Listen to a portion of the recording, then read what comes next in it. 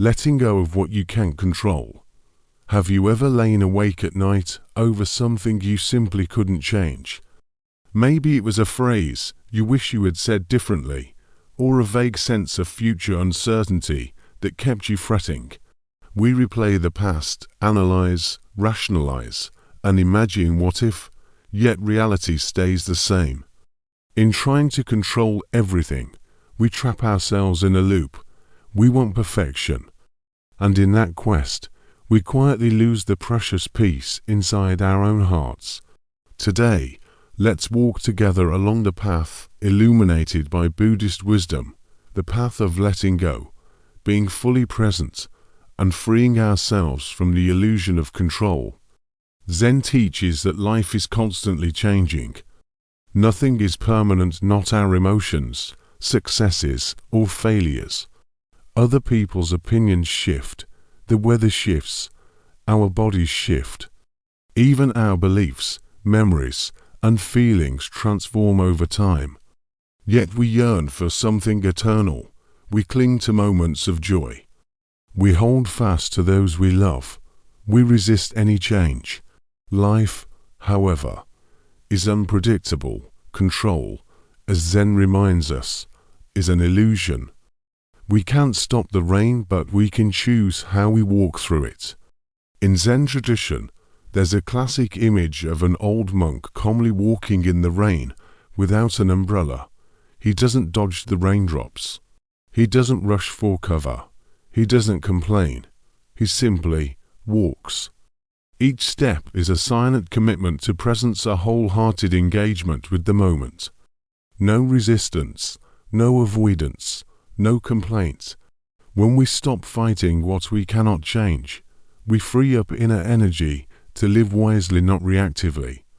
Many people misunderstand acceptance as passive resignation or indifference. But in Zen, acceptance is not weak, it's courageous.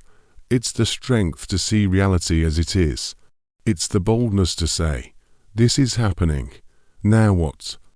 Not I like this, or I hate that, but I meet this moment with an open heart.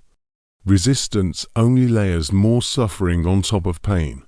Loss hurts, that's true. But resisting the reality of that loss is a choice. Acceptance means stopping the fight against what is, so we can live with an open mind and clarity. When some people hear let go, they think it means don't care, but Zen says the opposite. Letting go is an act of compassion. It's loving without clinging, caring without controlling, acting without being attached to the outcome. Imagine holding a handful of sand. The tighter you squeeze, the more slips through your fingers. But open your hand gently, and the sand rests easily. That's letting go, releasing attachment without releasing love. Here are practical ways to incorporate letting go into daily life. Mindfulness meditation. Sit quietly for a few minutes each day, focusing on your breath. When your mind starts to cling to a thought, gently bring your attention back to the present. No judgment, no force. Just notice and release. Name your feelings. When you feel overwhelmed, try labeling the emotion. This is fear. This is regret.